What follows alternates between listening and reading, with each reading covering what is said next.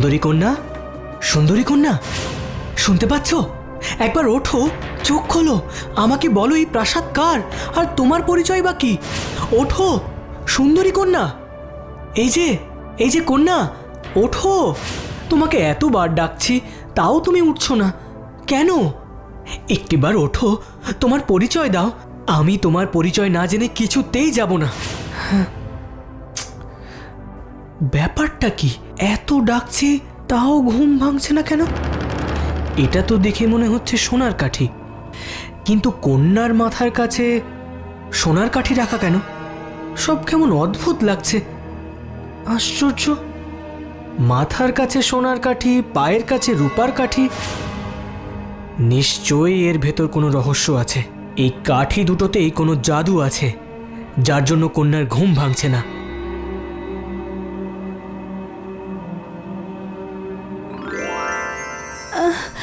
কে তুমি? আর এখানে কিভাবে এলে? আগে তোমার পরিচয় দাও কন্যা। আমি চন্দ্রাবতী, এই প্রাসাদে থাকি। কিন্তু তুমি এখানে এলে কিভাবে? তুমি কি জানো না এটা রাক্ষসপুরী? এখানে কোনো মানুষ ঢুকতে পারে না। রাক্ষসরা জানতে পারলে তোমাকে মেরে ফেলবে।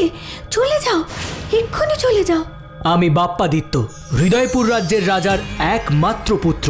কিন্তু তুমি এখানে এলে কিভাবে? আসলে আমি শিকারে বেরিয়েছিলাম। জঙ্গলে ঘুরতে ঘুরতে এই পাথরের প্রাসাদটা দেখতে পাই। তারপর কৌতূহলবশত এখানে আমি ঢুকে পড়ি। কিন্তু এই প্রাসাদটা তো রাক্ষসদের। এক রাক্ষসী বুড়ি অনেক রাক্ষসদের নিয়ে এখানে বাস করে। তুমি মানুষ হয়ে রাক্ষসদের সঙ্গে থাকো কিভাবে? আমি তো জন্ম থেকেই এখানে, 22 বছর এখানে আছি। রাক্ষসী বুড়ি আমাকে বড় করেছে। তোমাকে এখানে কে নিয়ে এলো? সে এক বিশাল কাহিনী। আমি পরে রাক্ষসী বুড়ির কাছে সব শুনেছি। আমি রূপনগর রাজ্যের রাজার কন্যা। রাজামশাই আমার মাকে ভালোবাসেন না, তাই মাকে না জানিয়ে আমাকে নদীর জলে ভাসিয়ে দেয়। রাক্ষসী বুড়ি আমাকে এখানে নিয়ে আসে। মন্ত্রী এসেছো? বলো বলো, কি সংবাদ? আমার যে খুব অস্থির লাগছে। শান্ত হন মহারাজ, শান্ত হন। চিন্তার কোনো কারণ নেই। আপনার জন্য খুশির খবর আছে। সত্যি বলছো? হ্যাঁ মহারাজ, সত্যি। ছোট রানী পুত্র সন্তানের আর বড় রানী এক ফুটফুটে কন্যা সন্তানের জন্ম দিয়েছেন। রানীমারা দুজনেই সুস্থ আছেন, কোনো অসুবিধা নেই। বড় রানীর থেকে ওর সন্তানকে সরিয়ে দাও। বড় রানীমার সন্তানকে সরিয়ে দেব?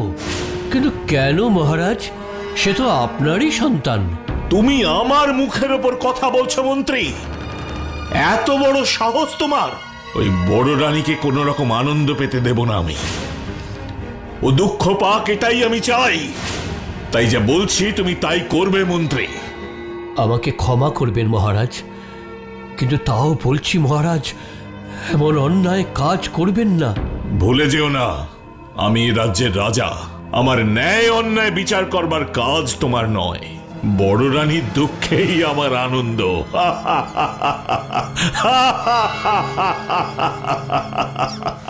এই হলো আমার কাহিনী। এখনই রাক্ষসপুরী আমার বাড়ি। সবই ভাগ্য। একটা সত্যি কথা বলো তো, তোমার কি এখানে থাকতে ভালো লাগে? এত বছর ধরে রাক্ষসদের সঙ্গে থেকে বন্দি জীবন কাটাচ্ছ, তোমার স্বাভাবিক জীবনে ফিরতে ইচ্ছে করে না? ইচ্ছে তো করে। কার ভালো লাগে বলো এভাবে থাকতে? আর 5টা মেয়ের মতো আমারও সুন্দরভাবে বাঁচতে ইচ্ছে করে, কিন্তু কি করব বলো? একদিন পালাবার চেষ্টা করেছিলাম, কিন্তু রাক্ষসী বুড়ি বুঝতে পারে। তারপর থেকেই ওরা বেরোবার আগে আমাকে ঘুম পাড়িয়ে দেয়। কি সাংঘাতিক! তার মানে এগুলো জাদু কাঠি? এগুলো দিয়েই তোমাকে ঘুম পাড়িয়ে রেখে যায়? এই কাঠি দুটোর রহস্য এতক্ষণে বুঝতে পারলাম। হ্যাঁ, তুমি ঠিকই ধরেছ। এই দুটো জাদু কাঠি। এর সাহায্যেই আমাকে ঘুম পাড়ায়। সকালে ওরা খাবার খুঁজতে বেরোয়, তখনই সোনার কাঠি আমার মাথার কাছে থাকে, আর রূপোর কাঠি আমার পায়ের কাছে। আর বিকেলে ফিরে এসে রূপোর কাঠি মাথায় আর সোনার কাঠি পায়ে রাখলে আমার ঘুম ভাঙে। যতক্ষণ সোনার কাঠি মাথায় আর রূপোর কাঠি পায়ে থাকে, শত ডাকলেও আমার ঘুম ভাঙে না।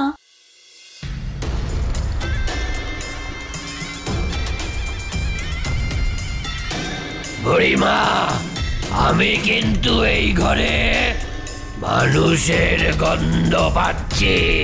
হ্যাঁ তো, আমার নাকেও গন্ধটা আসছে। ব্যাপারটা কি বলো তো?